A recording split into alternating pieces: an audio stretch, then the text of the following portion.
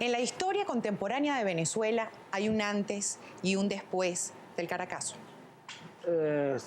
Creo que hay acuerdo generalizado en que sí los sucesos, de los hechos de lo que se suele llamar el Caracazo, implican un cambio profundo en la dinámica contemporánea de Venezuela.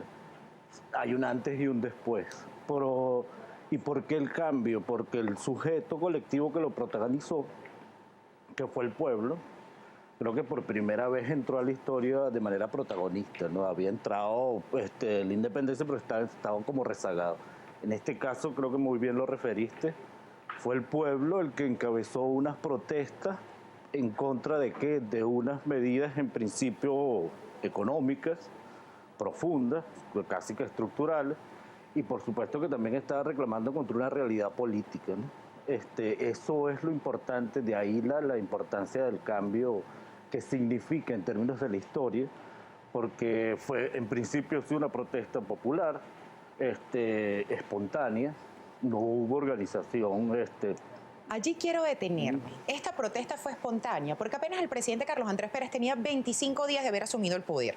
Se asumen, se anuncian estas medidas macroeconómicas, que entre ellos estaba el aumento de la gasolina, estaba además el aumento del pasaje interurbano.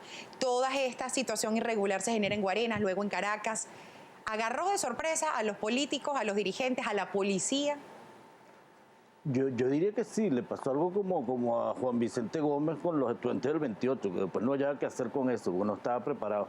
Cosa que lo que habla muy mal de la dirigencia política de entonces, porque no previeron eso. El asunto está en que Carlos Andrés Pérez había llegado por segunda vez a la presidencia con una oferta electoral que era totalmente contraria a lo que empezó a hacer en los primeros días de gobierno. Sí, había vendido, creo que eso se ha repetido mucho, pero vale la pena como precisarlo porque hay como unas causas profundas de lo que pasó ahí. O sea, hubo una oferta electoral muy profundamente engañosa. O sea, casi que se estaba ofreciendo volver a las condiciones de los años 70, ¿no? Y bueno, la gente compró esa oferta. Y la cosa es que cuando llegó al gobierno dijo, no, es mentira, voy a hacer otra cosa. Y la cosa es que lo que empezó a anunciar eran medidas totalmente draconianas, muy fuertes.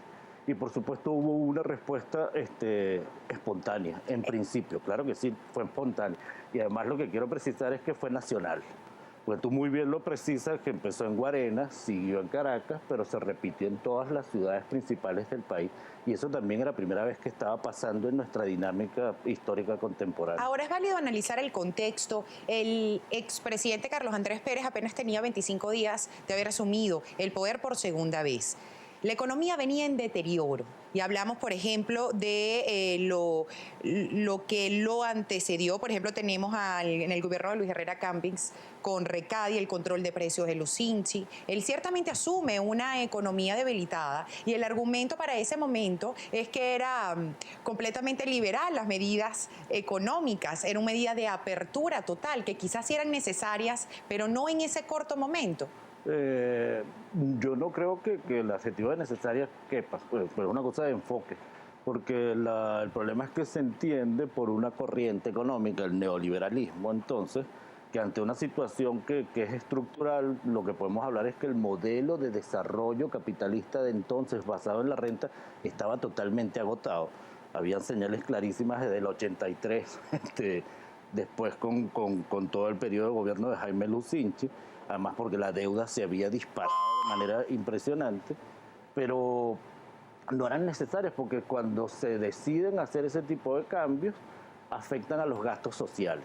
Y justamente los gastos sociales van dirigidos hacia los sectores populares menos fortalecidos, que no son los que tienen la culpa de la crisis. Entonces es terrible ese tipo de cosas. Digo porque eso nos está pasando en las narices ahorita en Grecia, en una gran parte de Europa, donde hay una crisis profunda estructural y los que pagan el costo de eso son los sectores populares, los trabajadores. Bueno, y 25 años después hay manifestaciones ahorita en nuestra ciudad capital, que eso lo vamos a desarrollar más adelante, pero Walfredo nos tiene una pregunta y un comentario también para usted, profesor.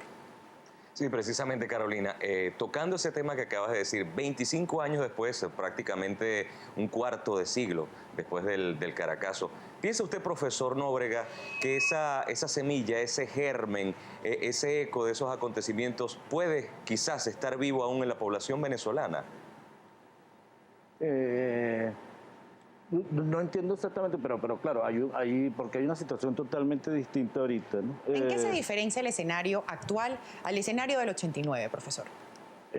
Primero creo que también lo apuntaste empezando, ¿no? Que los sucesos del 89 son importantes porque los sectores populares fueron los protagonistas, protagonizaron una protesta.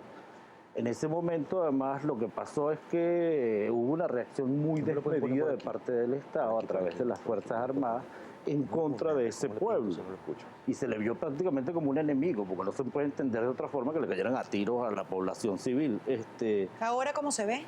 Ese pueblo es el protagonista ahorita, el pueblo está empoderado, entonces la situación ha cambiado bastante. En cuanto a los excesos de los cuerpos policiales, porque ciertamente el Caracazo fue una referencia de violación de los derechos humanos y que además, según hay solo una sanción, es decir, hay una única sentencia de la CIDH de indemnizar a 45 víctimas. Eso es lo que hay por parte de organismos internacionales. Hay excesos en estos momentos con las manifestaciones, más de 700 detenciones, 15 fallecidos.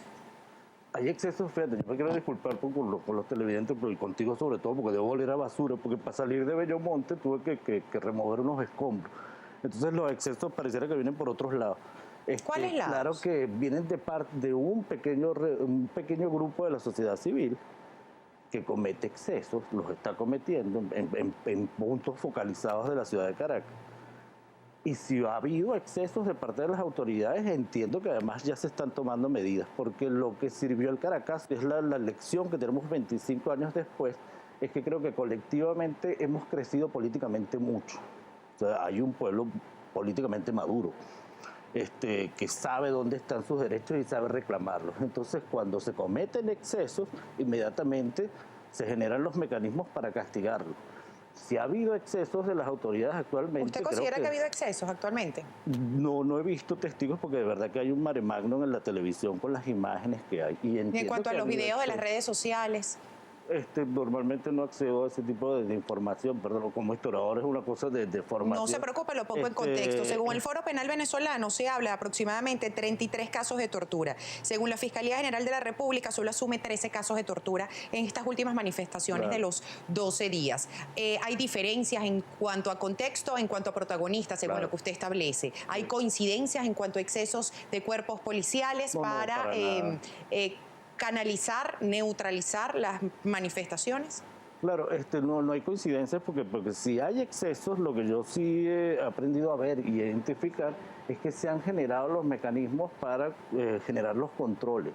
Si ha habido exceso de parte de las autoridades, estoy totalmente convencido de que se generan los mecanismos para poner a los funcionarios que hayan estado incursos en eso a derecho, ¿no?